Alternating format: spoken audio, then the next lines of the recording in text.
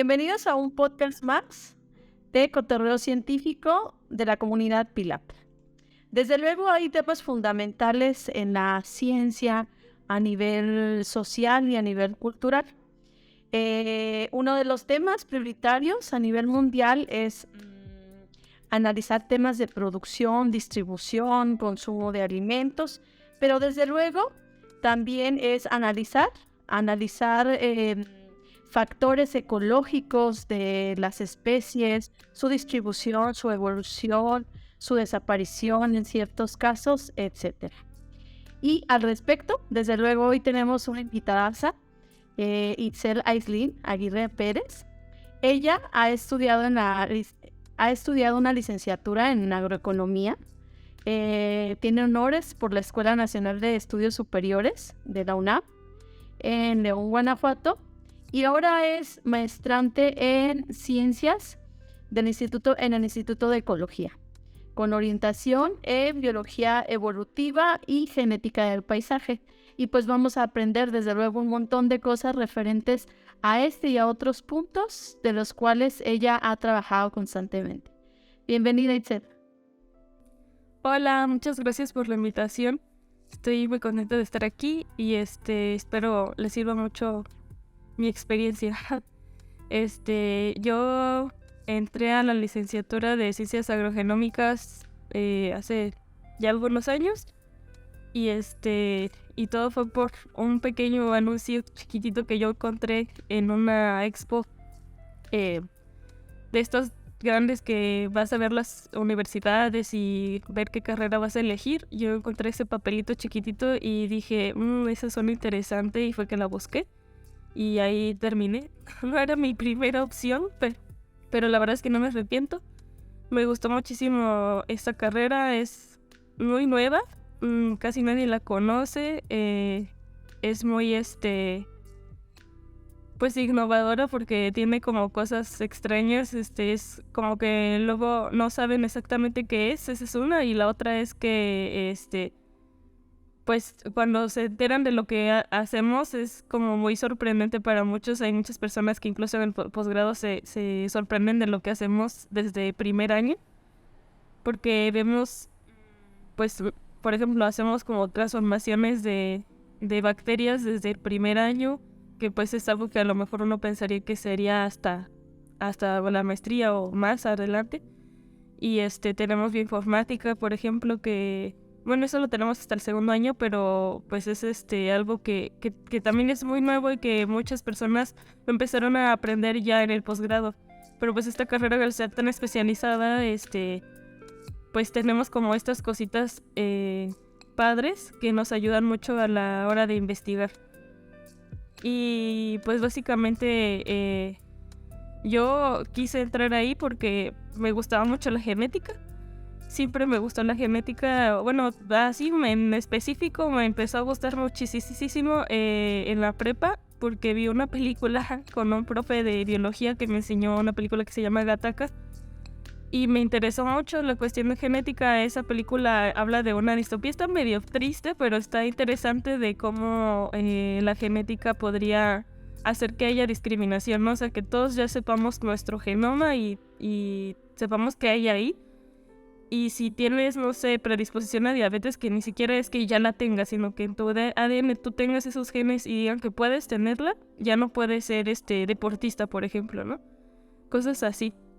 Entonces, dependiendo de qué tan bueno sea tu genoma, decidían cuál iba a ser tu trabajo, ¿no? A lo mejor no podría ser astronauta, cosas así.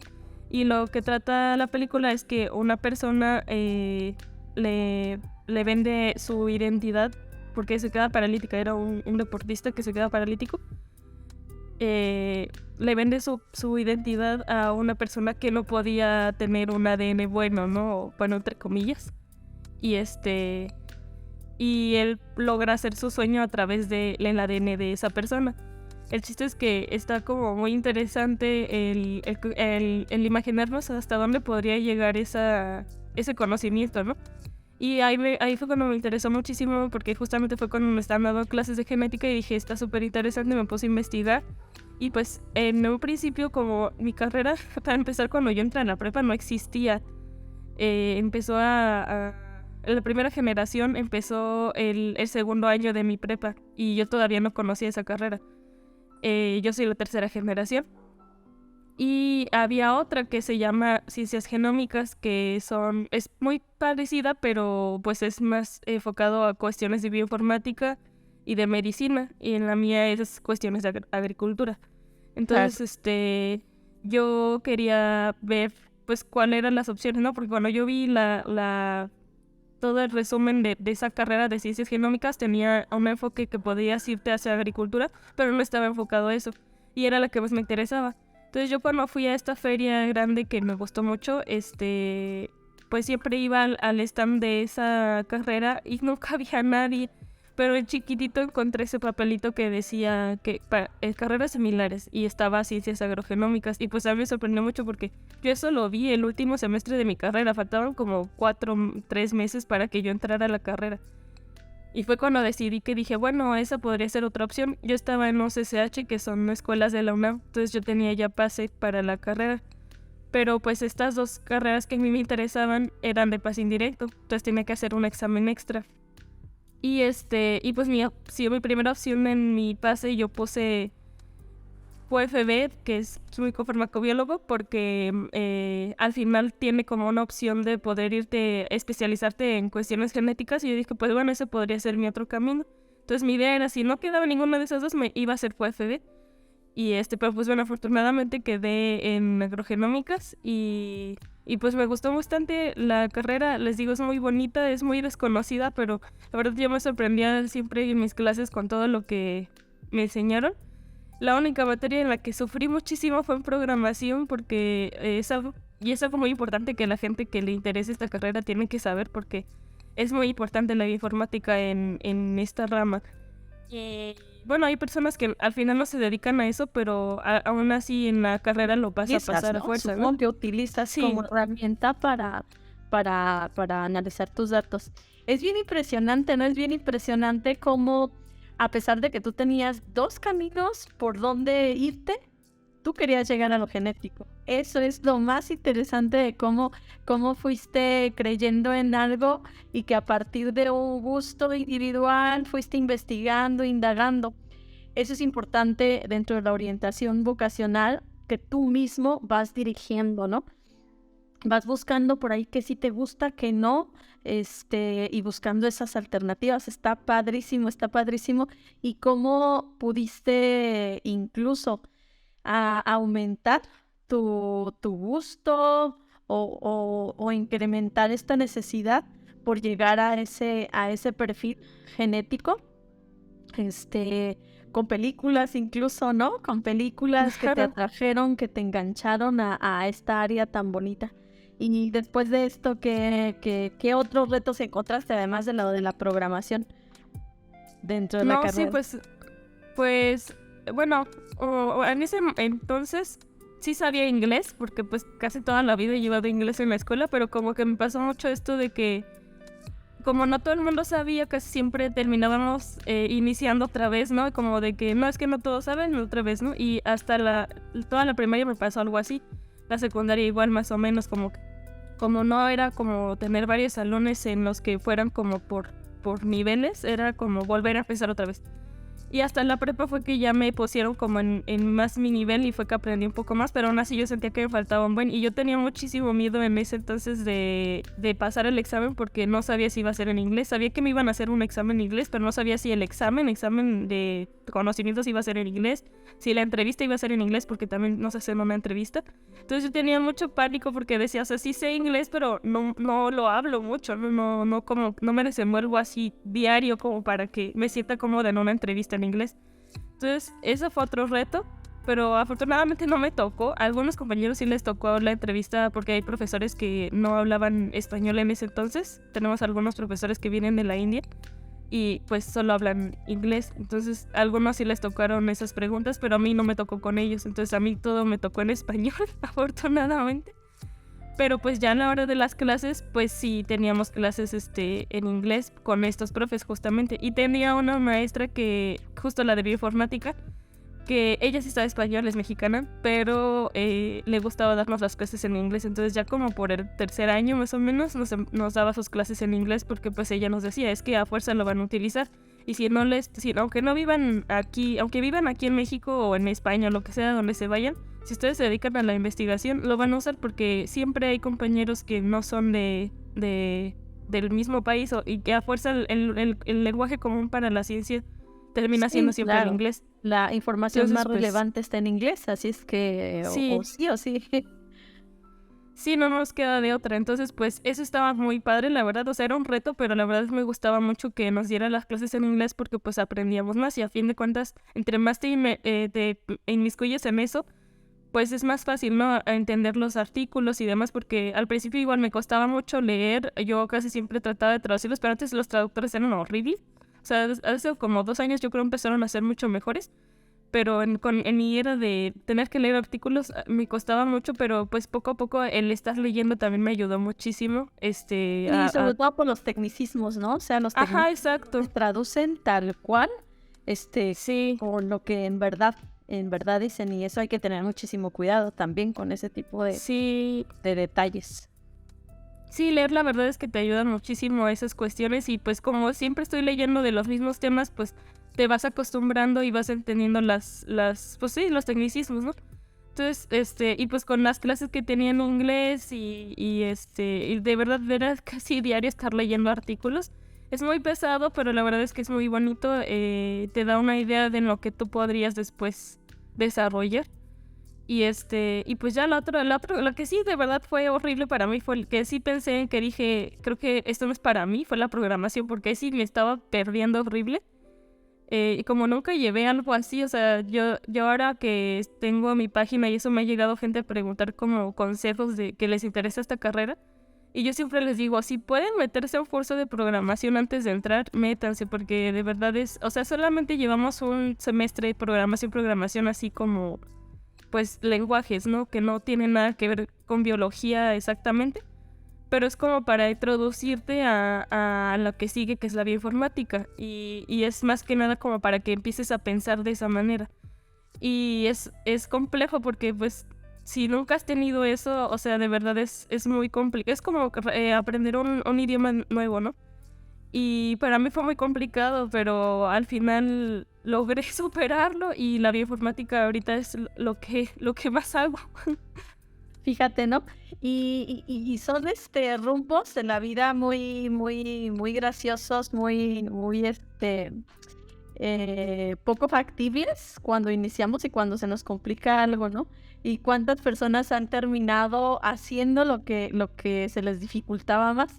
Y al respecto, recuerdo que tuvimos una plática días atrás contigo, Itzel, y hablábamos, ¿no? Precisamente de que te gustaría desarrollar un curso específico donde fuera para gente que no tiene conocimiento alguno, y que se arme de las bases iniciales para adentrarse a la programación. Y no estamos hablando simplemente de estudiantes que tengan tu perfil, sino de estudiantes que necesiten la programación y que no sepan absolutamente nada. Entonces eso está bien genial, ¿no? Porque aparte de todos los conocimientos que te ha dado la carrera, además te ha armado de herramientas esenciales para que tú muestres a otros estudiantes, y eso es algo invaluable definitivamente, y que tú lo percibas así también es algo muy, muy bonito, que a mí me tiene muy, muy contenta, ¿no? Cuando te escuché con tantas ganas de generar algo que a ti se te complicó en algún momento. Sí, la verdad es que sí, de hecho, justamente por eso nace esa iniciativa y esa voluntad de querer hacer estas cosas, porque para mí era muy complicado entenderlo yo sola, y luego los profes el profe que me tocó de programación no me sabía explicar muy bien, que digamos. Entonces yo me sentía muy sola, ¿no? En ese camino, y mis compañeros también estaban igual, entonces no sabíamos ni qué hacer, y yo me metí a cursitos así en línea y eso, pero pues obviamente no había tanta información como ahora, y aún así ahora que ya le entiendo, que ya me enfrento a tener que buscar otras preguntas más complejas al tema, aún así a veces no las encuentras. Entonces o todo está en inglés, ¿no? Que eso te digo, está bien por un lado que pues aprendes el inglés y te puedas comunicar por ahí y buscar en inglés, pero la verdad sí estaría muy chido que haya más información en español para aquellos que se les dificulta, porque pues aunque te ayuda Digamos, a primer pues, acercamiento, ¿no? Y ya después tú indagas más ajá, sí, en otro idioma, pero ajá, ya con exacto. las bases o con algo que se te dificulta muchísimo, ¿no? Y al respecto, pues Pilot también tiene algo así, ¿no? Tiene grupos de retroalimentación. Cuando se genera un curso, a la par, también hay cursos de grupos de retroalimentación donde entre todos hay un dinamismo y un aprendizaje como interactivo, ¿no? Y después de esto también, supongo que también hubo cosas que se te hicieron muy fáciles y que te atrajeron mucho, además de la genética. Supongo que dentro del tronco común dio para eso y más. ¿Qué otras materias te gustaron o experiencias, no? Ajá. Sí, pues la verdad es que les digo, mi carrera en general me gustó muchísimo, tanto por los temas como por la gente. O sea, la gente yo creo que es de las cosas más bonitas que tiene. Como somos muy poquitos, porque bueno, ahora ya las generaciones son un poco más grandes, como de 20 o 30, pero a mí mi salón, que yo soy la tercera generación, era de 9 y la primera fue de 7, la segunda fue de 8 y luego fuimos 9. Entonces, pues cuando yo estaba ahí éramos 30 personas literal, o sea, contando toda la carrera más los profes éramos como 40, ¿no? Entonces, pues era muy fácil hacer convivios, cosas así. Hay un profe que trabaja con maíz y él no utiliza las semillas, solo utiliza las raíces y el suelo, ¿no? Entonces, lo que hacíamos cada vez que había cosecha era que hacíamos elotizas. Entonces, ya cuando el profe nos avisaba de que ya terminé de hacer mi muestreo, hay elotes, ¿no? ¿Quién quiere? Y pues ya nos reuníamos todos y hacíamos las elotizas. Eso estaba súper padre. Mi coordinadora sí, nosotros le decimos la mamá de los pollitos porque hasta la fecha, o sea, ya pasaron 3 años casi que salí de la carrera y y sí, me sigue a veces preguntando, no, oye, ¿cómo vas? ¿Cómo te ha ido? Cosas así. Entonces está súper padre eso también. La comunicación, el cómo nos llevamos todos, me llevo muy bien con mis profes. O sea, yo puedo llegar y decirles, oye, ayúdame con esto, aunque ya no soy su alumna, ¿no? Y invitarlos igual a mi canal, ha pasado. Entonces está muy padre esa interacción. De las materias, la verdad es que la que más me gustó de todas las materias de mi carrera fue bioética. Y yo siento que fue más que nada por la maestra porque la supo dar muy padre. Y pues me interesó mucho. O sea, de hecho es un tema que a mí me gusta mucho y del que casi no he hablado en mis redes, pero me gustaría hablar más. Porque pues casi siempre me terminan buscando por los transgénicos. Entonces me he ido más por ese lado. Pero pero me gusta mucho la bioética, es un tema muy interesante, muy bonito y que me sorprendió muchísimo la historia de cómo surgió, porque pues todo surgió por cuestiones feas, ¿no? O sea, fue después de la Segunda Guerra Mundial y de muchos experimentos feos que se hicieron con humanos y pues al final salieron cosas interesantes de cómo poder cuidarnos, ¿no? Pues a la humanidad de estas cosas muy feas que se hicieron. Y y es muy interesante, está muy bonito. Otras cosas que también aprendí ahí en la carrera que no eran como materias, pero no sé, siento que mis profes en general como que intentaron darnos un poco más de lo que suele darse. Es cuestiones de, pues uno, de conocer más cómo es la ciencia realmente, porque todos tenemos una idea de que el científico es una persona con batita que está en el laboratorio y haciendo experimentos, ¿no?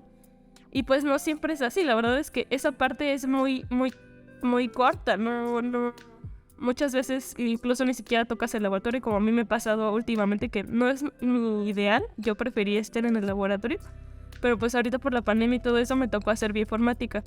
Entonces, pues algunas de las cosas que aprendimos con ellos que me interesó mucho, que se me hizo muy, muy padre que nos enseñaran fue cuestiones de, no sé, propiedad intelectual, de cuestiones de marcas, de innovación, que no tuve como tal una materia, pero como que nos dieron un panorama más grande de lo que podemos hacer como investigadores, porque también esa es otra, como que se tiene muy encasillada la idea de que la ciencia es ser investigación y ya, y de academia, ¿no? Como que es la más conocida. pero pues sabemos que hay investigadores de industria que podemos, en nuestra carrera nos enseñan mucho acerca de cuestiones de innovación y de transferencia de tecnología, que es que tú puedes estar en tu universidad creando algún producto y poder pasarlo a realmente un producto y venderlo, ¿no? El poder trabajar también con estas empresas que hacen justo estas cosas de transferencia de tecnología. ¿Qué otra cosa? Pues el ser docente, el ser divulgador también cuenta como ser parte de la ciencia, ¿no? Porque al final de cuentas estás haciendo que crezca. Y otra cosa que también me interesó mucho, que a la vez me puso muy triste porque no me encanta que haya una parte triste de la ciencia, pero pues la hay. Pues estuvo padre, nos enseñaron cosas como administrativas, porque cuando estás en la academia, por ejemplo, te toca, ya cuando eres investigador, te toca pedir financiamiento para tus proyectos y demás, y es un rollo administrativo muy pesado y que no siempre te enseñan, y que a la hora te toca y no sabes qué onda ni qué hacer.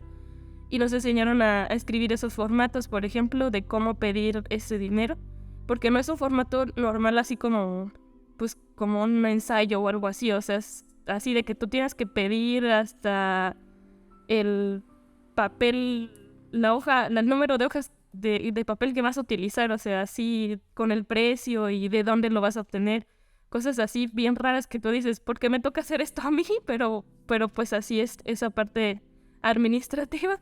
Y la otra parte que también me gustó mucho que nos enseñaron fue de la parte triste del sistema de la ciencia, ¿no? De cómo, pues por ejemplo, las revistas, ¿no? De las revistas, que hay muchas revistas depredadoras, que son estas revistas que pues realmente simplemente están buscando dinero. Y a mí me ha pasado, me han mandado muchos correos, o sea, yo creo que obtienen los correos de congresos o cosas así, porque me han llegado pasadito después de que estuve en un congreso, empiezan a llegar muchísimas correos como spam de, ay, te invitamos a que publiques aquí porque tienes un perfil muy padre, no sé qué, Es muy raro que una revista te contacte para que publiques. Es Y muy mándame raro. O sea, $1,000, ¿no? Tienes que hacer un depósito de Ajá. $1,000 y te vamos a publicar la semblanza o el artículo completo de Sí. tu tema, tal, y es el del congreso que estuviste, ¿no? Sí. Sí, no, sí, es muy raro. Y entonces hay que tener mucho cuidado con eso, porque muchos se dejan llevar y dicen, ay, sí, les interesó mi perfil, pero la verdad es que pues son revistas depredadoras, ¿no? Y pues se dedican a eso, a estar estafando gente. Y Entonces, cada pues, uno cada uno en nuestra área sabemos qué revistas son como las Ajá. serias y con las que trabaja el entorno en el que estamos. Entonces, cuando ves algo raro, pues habría que investigar antes de hacer cualquier depósito. Sí, pero uno nunca sabe, pero pues sí, son las cosas que más me han gustado, yo creo, de la carrera. Y además de toda esta experiencia académica, que desde luego pues trae muchos beneficios, y te vas a dar cuenta, ¿no? Cuando ya tengas un trabajo donde te pidan todo esto, ¿no? Desde los conocimientos más básicos que los apliques hasta todo lo administrativo, que si bien no gusta, pues es necesaria. Seguro te vas a dar cuenta, y esto refleja pues que la carrera que elegiste es muy buena y es muy completa y que te va a traer beneficios como a nadie, ¿no? Pero además de eso, yo sé que esta carrera te trajo otros beneficios, que fueron estancias internacionales. Cuéntanos de ellas, qué te gustó, qué no te gustó, qué se te hizo difícil, porque seguro uno se topa con muchísimas complicaciones por hacer estos cambios, pero supongo que traerás buenas experiencias que contar.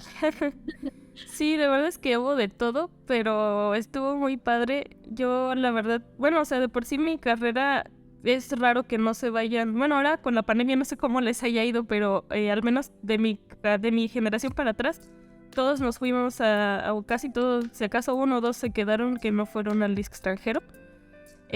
Pero es muy común que nos vayamos al menos una vez. Porque como nuestra carrera es de investigación, se busca justo esto de tener estancias en otros laboratorios. Muchos, si no se fueron al extranjero, también se fueron a la República, muchas partes. Yo fui varias veces a diferentes lados a hacer estancias de verano, cosas así, aquí en el país, ¿no? Y cuando me fui al extranjero fue por una beca que me gané de la UNAM, que se llama FUNAM, y me dieron dinero para estar 3 meses en Alemania, en un instituto que se llama Max Planck. Es un instituto muy famoso. Mi papá estaba muy feliz cuando le conté, porque él estudió biología y conocía este instituto, y me decía como de, no, es que estás en un super lugar, no sé qué. Se emocionó muchísimo y andaba bien feliz cuando le conté. Y pues sí, estuvo muy padre. La verdad es que me gustó mucho esa experiencia. Cuando llegué estaba muy asustada porque, pues, para empezar, era la primera vez que viajaba tan lejos. Era la sola. Bueno, que salía del país, ¿no? Y que viajaba en avión también. Entonces, fue mi primera vez en muchas cosas y yo estaba como de, uy, qué miedo. Y aparte me fui el plazo de las becas era desde mayo hasta diciembre, me parece. Tú podías elegir los 3 meses en ese bloque, ¿no? Y yo elegí mayo, que fue casi como 2 semanas antes que nos dieran la respuesta de si sí o no nos daban la beca. Entonces yo dejé muy poco margen para poder irme. Organizarte. Ajá, sí. Y es que como yo el siguiente semestre ya me iba a ir a mi estancia porque el último año de la carrera es un año de estancia. Puedes dividirlo en 2 o aprovechar para hacer tu tesis, porque solamente es estar en estancia y tener clases optativas que son 2 y puedes tomarlas en el lugar donde estés. Entonces yo dije, no quiero que me interfiera en ese periodo, porque voy a llegar, por sí llegué un mes después de que iniciara el semestre. Yo dije, no, voy a tratar de hacerlo lo antes posible, pero no pensé en eso, de que yo no deje margen para organizar todo mi viaje. Y entonces yo me fui corriendo. Mi profesor que me estaba ayudando aquí en México para aplicar con una persona con la que fui a Alemania estaba bien enojado y me decía, es que ¿cómo se te ocurre que te vas a ir solita, no sé qué, ¿no? Y yo no podía cambiar la fecha de viaje porque si no me quitaban la beca. Entonces yo me fui, ¿no? Y sin haber resolvido... El pasaporte supongo que fue anual. Sí, o sea, bueno, eso ya lo había tramitado porque como yo ya estaba tratando de aplicar desde antes, ya tenía eso. Pero la cuestión de el hospedaje, el vuelo, todo esto fue así corriendo, ¿no? Y aparte la beca no te llega enseguida, me llegó como un mes después. Que eso es algo que me preguntaron en la entrevista para obtener la beca. Me dijeron, oye, casi siempre las becas llegan después, y si eso ocurre, ¿tienes manera de solventar tus gastos para poder irte? Y yo, no, pues sí, mi familia me apoya, ¿no? Entonces, pues afortunadamente mi abuelo me ayudó y me pagó el vuelo. Ya después yo se lo regresé cuando me llegó la beca. Pero bueno, me ayudaron con eso y me pude ir, pero lo del hospedaje yo no lo había resuelto, o sea, yo no sabía qué iba a hacer. Ya había medio buscado, había preguntado a algunas personas que si podía ir a ver el lugar. Y ya, pero no tenía un lugar, y entonces yo llegué y me quedé en un hostal. Y les digo, mi asesor de aquí estaba como de, es que ¿cómo se te ocurre irte que todavía no tienes dónde quedarte? Y yo, sí, es que no puedo hacer nada si no me van a quitar la beca.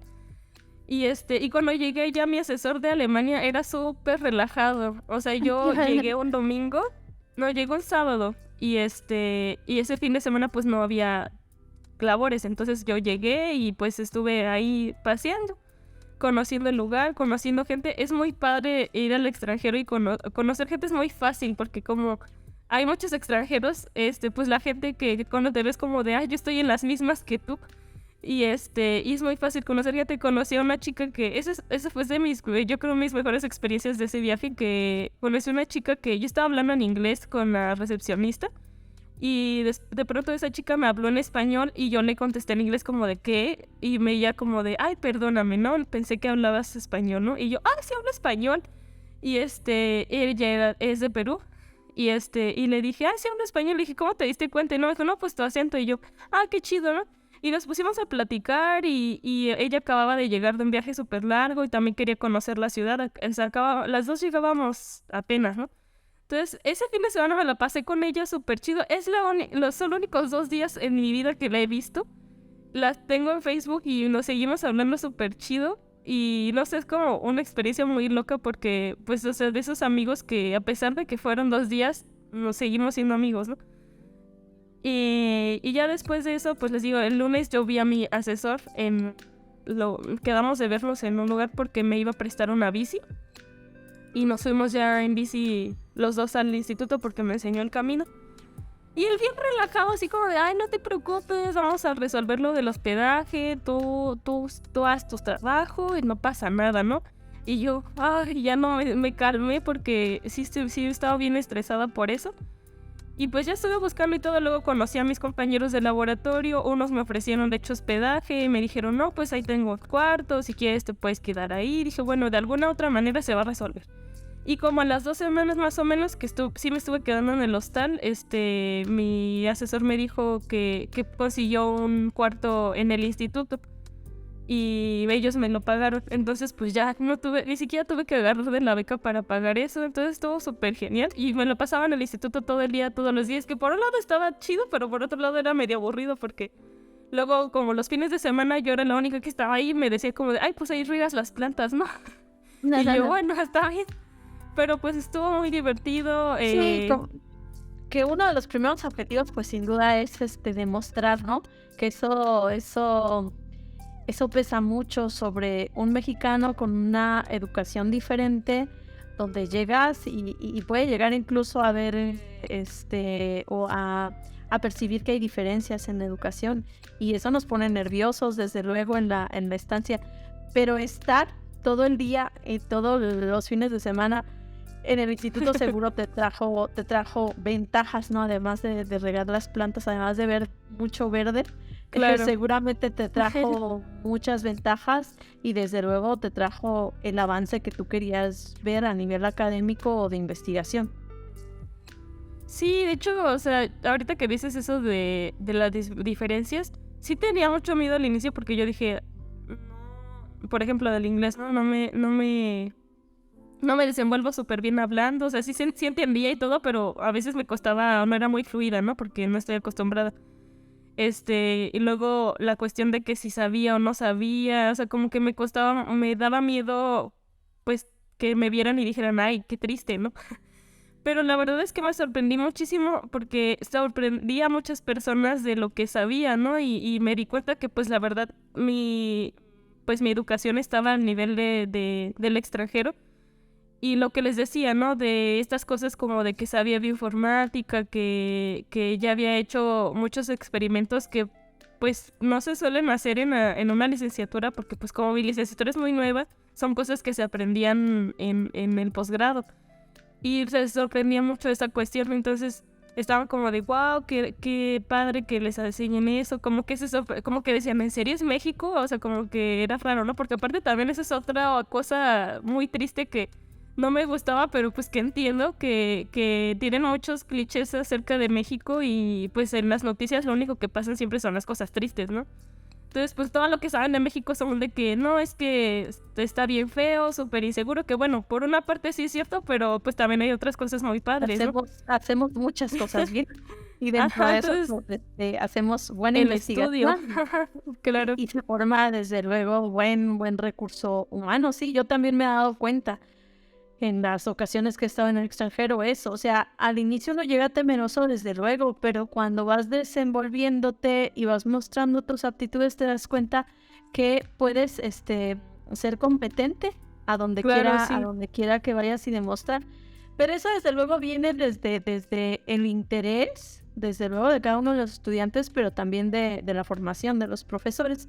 Es algo dual, ¿no? No pueden existir buenos profesores sin un interés genuino de parte de los alumnos, ¿no? Y cuando tú tienes interés específico en algo, te apasionas demasiado y esa pasión al final se refleja en buenas experiencias de estancias internacionales, ¿no? Como fue la tuya. Sí, ¿Y claro. qué hiciste específicamente ahí en Alemania, en este instituto? ¿Experimentaste? ¿Fuiste a tomar algún curso? Supongo que Sí. experimentaste. Sí, estuve en el laboratorio más que nada. Era muy poco tiempo, eran solo 3 meses, entonces no era como que me diera mucho tiempo de muchas cosas. Ellos lo que hacen es también genómica evolutiva, que es en lo que ahorita también estoy, pero con una planta que se llama Arabidopsis.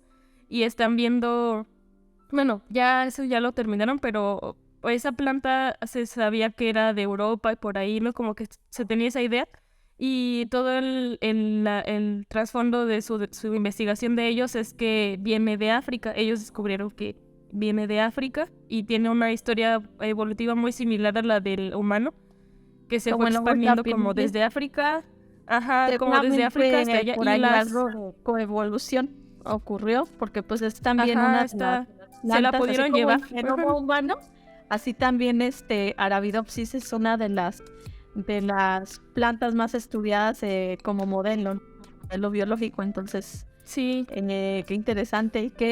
¿Y qué más aprendiste por allá o qué hiciste? Pues estuvo súper padre. Bueno, yo lo que hice, yo no hacía gran cosa, la verdad es que como les decía, me tocó muy poco tiempo porque sí me dijeron como de, ay, ¿no quieres hacer algo de bioinformática o algo así? Y yo les dije, no, pues que sí está muy, muy rápido, ¿no? Porque pues para empezar tenía que primero cosechar mis plantas, que eso sí lo hice. Yo cultivé mis plantas, las estuve cuidando, las crucé, que eso también está bien complejo, está bien difícil cruzar Arabidopsis porque son unas florecitas chiquititas, y para hacer los cruces que yo necesitaba, en algunas flores como son tienen las dos sexos que son femenino y masculino, yo tenía que quitarles la parte masculina a algunos para que no hubiera como interferencia, y es bien difícil, o sea, todo eso lo aprendí con mi asesor. Y pues me tocaban cosas muy simples como tener que medir ciertos caracteres de que la altura, porque esas plantas está muy interesante que cuando hay unas que se van hacia abajo, o sea, las plantas por lo general tienen una cosa que se llama fototropismo, que es que se van hacia arriba por el sol, y aparte tienen otra cosa que no me acuerdo cómo se llama, pero que es acerca de la gravedad, que pues ellos, o sea, como si la semilla está dentro de la tierra, ¿cómo diablos sabe dónde está arriba y dónde está abajo, no? Justamente es por esta característica que se pueden ir hacia arriba de la gravedad, ¿no? Y estas plantas, extrañamente, dependiendo de dónde, en qué parte porque hay Arabidopsis que están como muy en la montaña, hasta arriba, y otras que están más abajo. Dependiendo de dónde anden, hay unas que se van hacia abajo en vez de ir hacia arriba, como que te empiezan a crecer hacia el suelo, y es como un método de defensa para cuestiones de frío y cosas así. Entonces está bien interesante. Igual el tiempo de floración cambia dependiendo de cuál sea su clima, muchas cosas así que tú tienes que ir midiendo para ver cuáles son las diferencias y cómo van evolucionando dependiendo de los paisajes que hay. Está muy interesante y pues yo la verdad es que me sorprendió un buen de todos los recursos que tenían, porque por ejemplo bueno, es que yo siempre he hecho las etiquetas así con un masking y le anoto, ¿no? Y ya, eso es lo que hacía aquí en México, siempre lo he hecho así. Y ahí ya tenías etiquetador, ¿no? Así de que tú te escribías en la computadora toda la lista de etiqueta, muestras que tú ibas a poner. Lo mandabas a la máquina esa y te imprimía así tus etiquetitas, ¿no? Y yo así de, qué bonito. Y así cosas bien simples, ¿no? Seguramente igual tenían de aparatos que no sabías usar, pero que tuviste la experiencia. Igual tenían como un mini estudio para plantas, o sea, literal era un mini estudio como parecía para modelos, pero chiquito, y era para plantas, para que tú le tomaras fotos a tus plantas, y estaba bien padre. Cositas así como muy simples que decías, wow, yo quiero tener eso, pero pues a la vez está chido que en México a veces, a pesar de que a veces las cosas están precarias, luego se nos ocurre cada cosa extraña que eso también está chido, porque ya a la hora que si a ella les falta algo, seguramente dicen, no, pues falta y ya no se puede hacer nada, ¿no? Pero un mexicano te paga la investigación. Pero un mexicano de que encuentra la solución lo encuentra, porque siempre nos pasan esas cosas. Pues sí, no, hay que verlo siempre con agrado, ¿no? Tanto las limitaciones y cómo las solucionamos, como cuando estamos ya en otro entorno, y cómo ellos también tienen como un poquito más de tecnología a la mano, de facilitación de inmuebles, de tecnología en los laboratorios, y todo hay que saber aprovecharlo, desde luego. Además de Alemania, ¿tuviste alguna otra estancia en el extranjero? Ahorita sí, apenas no tiene mucho, pero en la maestría que me fui a Bélgica, una de mis asesoras, bueno, no es de mi comité de mi tesis, es de allá. De hecho, todo mi proyecto es de España. Todas las especies con las que yo trabajo ahorita, que son insectos, no tienen nada que ver con las plantas. Yo ya quiero regresar a las plantas, pero bueno, en este momento me tocaron los insectos y son de España. Pero bueno, Las... antes de que retomes todo este tema de tu estancia en el extranjero, ¿por qué decidiste después abocarte o irte dirigiendo más a genética del paisaje? ¿Qué oportunidades viste o por qué te gustó ya especificarte más hacia este perfil? Pues bueno, yo en la carrera hubo 2 temas grandes que me gustaron muchísimo, que yo estaba como de, ay, es que no sé cuál de los 2 quisiera dedicarme, porque a pesar de que mi carrera es súper especializada, todavía hay más especialización en cada carrera siempre. Y yo no sabía, o sea, había muchos temas que yo decía, oye, es que todo me gusta, y de los que más me gustaron era la fitopatología, que fue algo que hice en la licenciatura de mi tesis, y me gustó muchísimo, pero quería explorar también la parte de genómica evolutiva, porque, bueno, de genómica de la conservación, que era el tema que a mí me interesaba, porque los artículos de genómica de conservación, si alguna vez los ven, son muy bonitos porque tienen mucho color, casi siempre tienen mapitas, y por lo general esos tipos de estudios viajas mucho porque te toca hacer muestreo como por todos lados, y yo decía, ay, eso estaría muy chido, ¿no? Y entonces era como mis 2 grandes temas que decía, tengo que decidirme cuál me gusta más, pero no puedo decidirme si no lo he vivido. Entonces, por eso fue que en la de licenciatura pues afortunadamente tuve la oportunidad de trabajar con esa parte que me gusta mucho y que creo que me gusta más que la genómica de la conservación, pero ahorita estoy trabajando con eso y también me está gustando, pero creo que sigo queriendo más la fitopatología. Y así fue como terminé aquí, y pues yo estuve buscando también como quiénes podían darme ese perfil. Igual hice como en la licenciatura, me puse a buscar, a leer, ver quién era la persona indicada, aparte de que también pues yo quería hacerlo en Jalapa, entonces estaba como buscando personas que trabajaran en algo que me interesara de eso, y encontré una doctora que me gusta mucho, que su trabajo es como de las personas que pioneras en que ha como indagado en eso, y o sea, si tú buscas artículos acerca de este tema, seguro te va a aparecer ella porque hay muy pocas personas que trabajan con eso, entonces eso me gustó también mucho. Y fue muy padre el clic que hice con ella porque platicamos una vez, o sea, enseguida que la contacté, enseguida me contestó, platicamos, me dijo, sí, está súper bien. Pero como estábamos en pandemia, pues fue que me tocó bioinformática, porque yo se le dije, la verdad es que yo sí quiero laboratorio, porque en la tesis de licenciatura igual hice bioinformática. Que pues como son tesis muy cortitas, o sea, 1 año, 2 años, la verdad es que hacer trabajo de laboratorio, bueno, de campo, laboratorio y bioinformática es mucho trabajo para 2 años. Entonces, pues no me daba tiempo, y lo que hicieron tanto en licenciatura como ahorita en maestría fue que me dijeron, no, pues es que nosotros ya tenemos las secuencias, te damos las secuencias, o sea, yo no hice el muestreo de esas secuencias, te las damos y ya tú las trabajas, porque pues es más fácil, es menos pesado el trabajo para el tiempo que tengo. Entonces yo dije, bueno, pues sí, la verdad es que sí está muy complejo hacer ya en el doctorado espero que me toque ahora sí hacer campo, laboratorio, y porque pues son 4 años, ¿no? Ahí sí me da más tiempo. Pero pues sí, así me tocó, y me gusta mucho. Al principio me costó porque mi sistema de estudio, todo, o sea, tanto la ubicación como todos los organismos que utilizo, es muy complejo, y yo me atoraba mucho en los seminarios y decía, es que no lo entiendo. Pero ya este seminario me fue súper bien, ya me felicitaron y me dijeron, ya se ve que ya le entiendes más, ¿no? Pero sí está muy complejo porque son especies, son muchas especies, y pues es complejo como tratar de pues encontrar coincidencias, porque yo estoy tratando de ver cómo afecta el paisaje en los genes, y el paisaje es muy complejo porque son muchísimos factores, entonces tratar de descifrar o dar una hipótesis acertada de que esto es lo que está afectando es puede incluso llegar a ser como muy, no sé cómo se le podría decir, como muy ambicioso, ¿no? Porque a fin de cuentas es muy, pues variante, o sea, podría ser muchísimas cosas, entonces estoy tratando como de ahí indagar Pero con la la bioinformática, pero es bioinformática te complejo. respalda. Ajá, no es lo mismo Sí, sugerir bases a sugerir ah, no, con claro, datos y con ese previos análisis que sí de acuerdo a probabilidades, pues te dan un poquito más de seguridad de lo que sí estás sí, proponiendo, claro, ¿no? ¿Qué claro. pasa?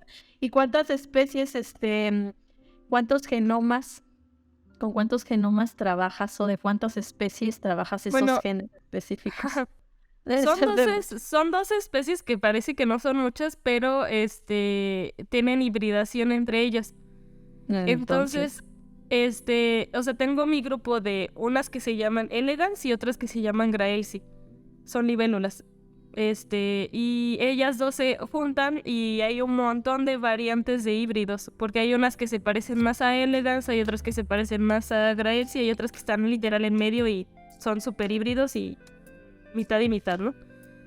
Entonces, y están distribuidos desde Portugal hasta toda Europa. Los híbridos están en España.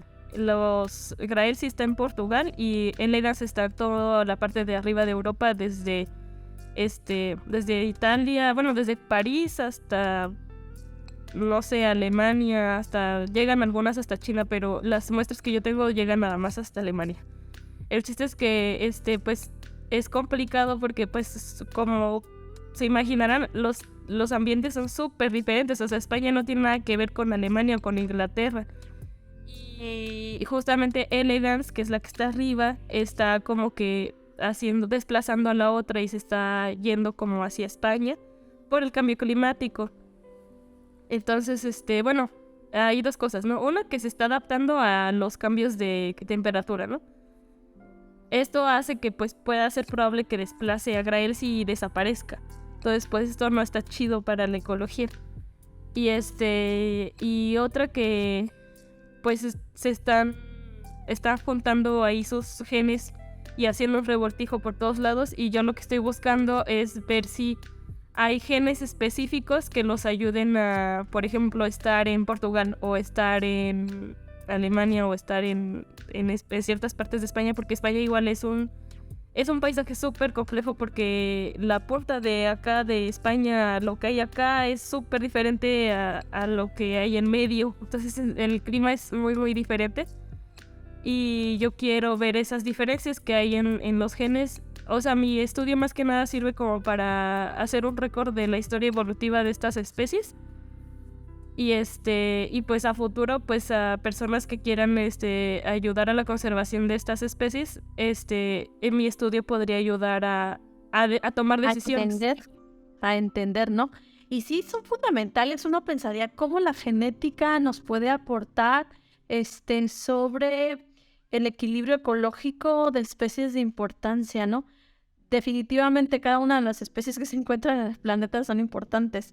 Entonces, entenderla desde el punto genético y cómo cambian genéticamente con respecto a las alteraciones, y muchas de ellas inducidas por el humano, son estudios prioritarios que la gente común y corriente o la gente que no está relacionada con estos temas pudiera identificar como que son temas fundamentales, ¿no? Incluso para la cultura misma son fundamentales. Es fundamental que nosotros sepamos qué impacto tiene la genética en nuestro entorno. Así de fácil, así de sencillo, ¿no? Qué impacto tiene conocer la genética de esas libélulas, porque son depredadoras en ciertos puntos, ¿no?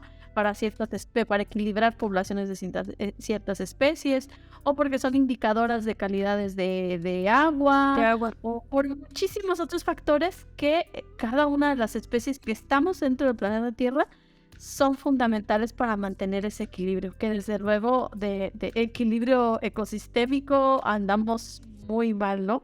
Por todas estas acciones antropocéntricas. Pero bueno, todo esto nos ha dado para muchísima información, definitivamente que será útil para todos los estudiantes que tienen afinidad por genética, afinidad por la agroeconomía, por la agrogenómica, etcétera. Pero tú eres una mujer bien multidisciplinaria. Además de que haces ciencia, también haces divulgación. Y esto, pues definitivamente es algo muy, muy bonito, ¿no? Que gente tan joven como tú se dedique o le dé tiempo, además de hacer divulgación. Y pues me gustaría escucharte, por ejemplo, en qué redes de divulgación estás presente, qué es lo que haces. Y además, si tienes proyectos individuales, qué es lo que haces ahí. Antes de esta pregunta, a mí me gustaría que nos sintetizaras sobre tu experiencia actual, o más reciente de esta estancia en Bélgica, que fuiste a Bélgica a pasearte o a aprender o a ambas. Supongo que a ambas. Ambas. Vamos a escuchar que a ambas. Sí, la verdad es que fue una estancia súper cortita, fueron 2 semanas. Yo fui a hacer unos análisis de computadoras, o sea, literal podía estar aquí, pero aproveché una beca que había de mi escuela y fui con una las de mi comité. Ella trabaja con las herramientas que yo utilizo, entonces era más fácil pues poder platicar. La verdad sí me ayudó muchísimo estar con ella porque me decía, le estábamos diciendo como de ahí, haciendo chistes, ¿no? De que podía estar en mi casa haciendo la compu, pero la verdad es que sí fue muy diferente estar con ella. Aprendí más y le entendí más y pudimos también conocernos, y también siento que nos acercó un poco más para poder pues hablar ya en los tutorales, que es cuando me califican. y y pues fui a hacer estos análisis. La verdad es que estuvo muy chistoso porque la primera semana casi ni la vi, porque en los primeros días yo llegué y bueno, tuve muchos problemas para llegar. Fue horrible esa situación, que en TikTok ya medio he platicado un poco, pero voy a seguir subiendo mis historias porque son súper chistosas. O sea, ya ahorita me río, pero en ese momento yo sí estaba llorando porque no, o sea, se me perdió el equipaje. Bueno, se me perdió un vuelo, luego se me perdió el equipaje. Bueno, ahí eso no fue mi culpa. Me tardé en llegar, tuve que agarrar otro vuelo y llegué, o sea, yo iba a llegar a Bruselas, que yo ya conocía Bruselas, entonces yo dije, no, pues ya de ahí ya me sé cómo mover, ¿no? Pero llegué a Ámsterdam, que ahí nunca había estado. Y tuve que pasar la noche porque como se perdió mi equipaje, tuve que esperar un montón de horas a que me lo recuperaran, y perdí mi tren para ir al lugar a donde iba. Entonces tuve que esperar ahí y ya era bien tarde, y yo le dije a mi asesora, oye, ¿sabes qué? No sé si llegar porque ya es bien tarde, voy a llegar como a la medianoche y yo no quiero caminar ahí sola porque no va a haber nada, no hay transporte a esa hora, y aparte Europa es muy de... A las 6 ya no hay nada, todo está cerrado, todos son trabajan muy poquito tiempo. Entonces yo dije, ay no. Y me dijo, no, mejor quédate. Entonces terminé llegando hasta el lunes, el lunes, pero en la tarde, y a esa hora yo ya no alcanzaba a mi tutor. Entonces el lunes no la vi, el martes ella se mudaba, la vi hasta el viernes, y yo nomás iba a estar 2 semanas. Entonces estuve trabajando, pero pues no la veía, ¿no? Y estuvo padre porque igual tuve la oportunidad de estar en pequeños congresitos, entrar a algunas pláticas. Eso también pues te da mucha experiencia, conocer y aparte pues en inglés, ¿no? Entonces también está chido. Conocí muchos lugarcitos, comí muy rico y pero pues sí, estuvo muy cortita. Espero seguir yendo a estancias. Cortita pero sustanciosa, que de eso se trata. O sea, de que uno cuando esté o tenga este tipo de oportunidades, pues las aproveches al máximo, ¿no? En el sentido pues personal, pero también profesional, que es básicamente a lo que vamos. ¿Y qué pasa después? ¿En qué punto tú decides hacer divulgación? ¿Por qué? ¿Cuál fue la onda aquí en ese sentido? Pues la verdad es que desde que empecé en la licenciatura y vi todos esos temas tan interesantes y extraños que yo nunca había visto y que, o sea, ni siquiera un meme o algo, dije, wow, esto debería todo el mundo saberlo. Y yo desde entonces había pensado en hacer un canal. O sea, eso ya tiene más de 5 años que yo estaba como con la idea de hacerlo. Y ya tenía incluso como la idea de cuál quería que fuera mi nombre, todo, pero pues la escuela a veces no te deja, ¿no? Que ahora que estoy en la maestría digo, diablos, tenía más tiempo en la licenciatura, pero bueno, en ese momento no lo pensaba. Y luego cuando pasó la pandemia, que también yo creo que es algo que, si bien fue una tragedia, también nos hizo darnos cuenta o apreciar más el tiempo. Me puse bueno, yo descargué TikTok por entretenimiento porque todo el mundo me estaba diciendo como de, descárgalo, está interesante, no sé qué. Yo dije, bueno, voy a descargarlo. Y pues esa etapa de la pandemia la verdad es que estuvo muy triste, muy fea. Yo sí estaba buscando cosas con que entretenerme. Y entonces pues logré encontrar TikTok. Estuve ahí haciendo mis cosas random así del lipstick y cosas así que hacían en TikTok, ¿no? Y luego dije, pues si ya estoy aquí, ¿por qué no hago lo que siempre he querido hacer? Y entonces un día dije, no, sí lo voy a hacer y tengo mucho tiempo de sobra porque ya no estaba estudiando y acababa de terminar mi licenciatura, me acababa de titular. Entonces yo dije, pues no estoy haciendo nada, tengo que hacer algo. Y entonces me puse a hacer un video y mi primer video fue de que era un gen, creo. Y ay no, o sea, súper tímida, me dio un buen de pena, lo dije toda así bajito y así, ¿no? Y me daba mucha pena que mi familia me viera ahí grabando y cosas así, ¿no? Ahorita ya me da un Ya poco es igual. natural.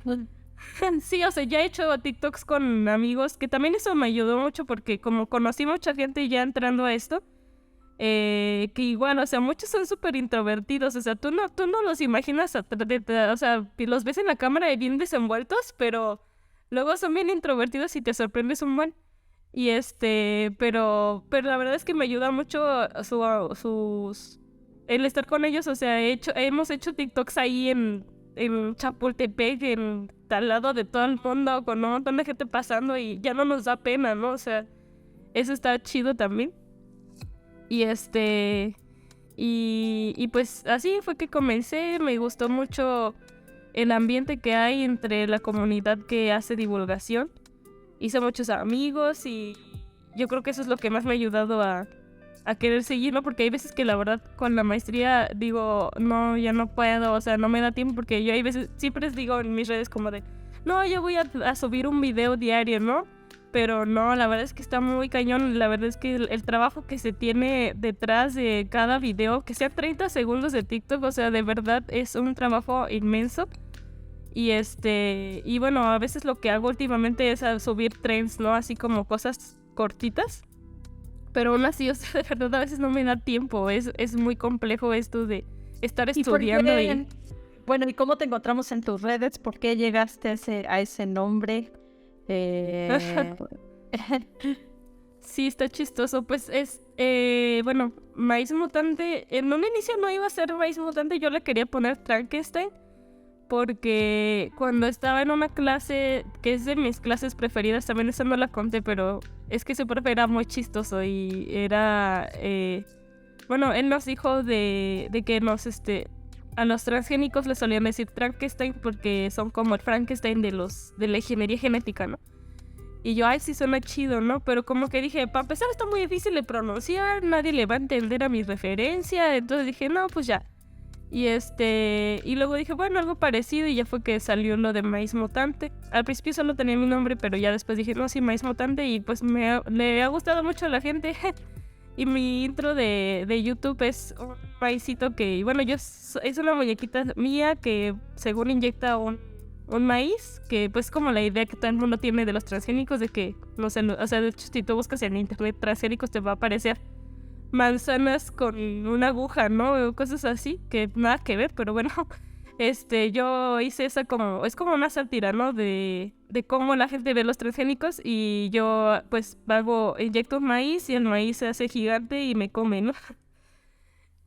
Pero pues es una sátira, una burla a esta idea que se tiene, porque justamente es de los temas que a mí más me interesaba tratar de, pues, quitar esos mitos, ¿no? De esas ideas extrañas que se tiene de desatenizar la ingeniería genética en general. Y pues es lo que más terminé hablando. Entonces, pues creo que le va muy bien a mi canal.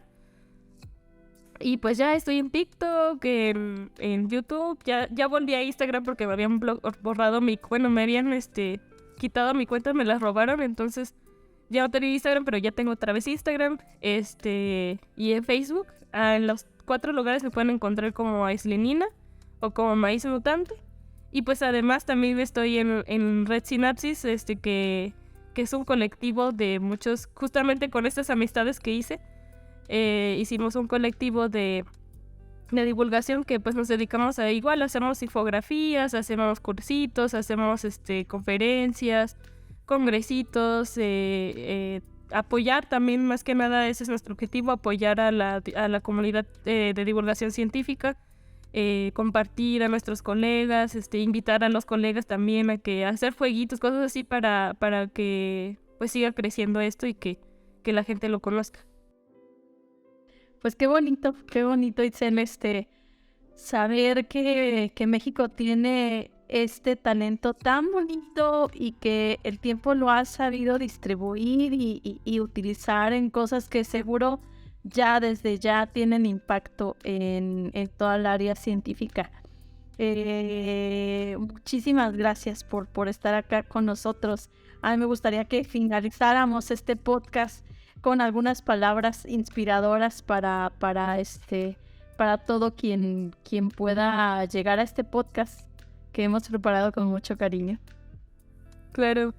No, pues muchas gracias por la invitación. Yo espero que les ayude mucho todo lo que digo. Yo siempre estoy abierta a cualquier duda que tengan, o sea, de verdad, por más mínimo que sea. Luego hay personas que llegan y me preguntan sobre su tarea y yo, claro, te ayudo, no hay problema. De genética, no me van a preguntar de física porque ahí sí no sé nada. Pero sí, cuando quieran me pueden decir lo que quieran y pues también anímense, si les gusta la ciencia, anímense a entrar. La verdad es que sí es un camino complicado, pero se puede. Y si les gusta mucho, pues háganlo. Si les gusta la divulgación, aunque no estén en la ciencia o no se dediquen como tal a la ciencia, también anímense. Siempre va a ser bienvenido un divulgador más. La verdad es que nos hacen falta. A pesar de que ya somos un montón, siempre van a hacer falta. Y pues hay veces que uno dice, no, es que me falta la cámara, me falta la luz, me falta... No importa, o sea, pues, aunque su primer video sea y digan después, ay, no, qué feo, siempre todos vamos a decir eso. No importa cuántos aditamentos tengamos, entonces ustedes láncense y háganlo. Solo es voluntad. Después van a conocer mucha gente seguramente que los va a apoyar y los va a ayudar con consejitos, entonces pues anímense. Pues muchísimas gracias por este regalo invaluable a la orientación vocacional en nuestro país, ¿no? En México y en algunos otros países a los que logremos llegar con este contenido. Muchísimas gracias. Esto es todo por hoy, por este podcast de la comunidad científica y del cotorreo científico que estamos preparando para ustedes. Hasta luego.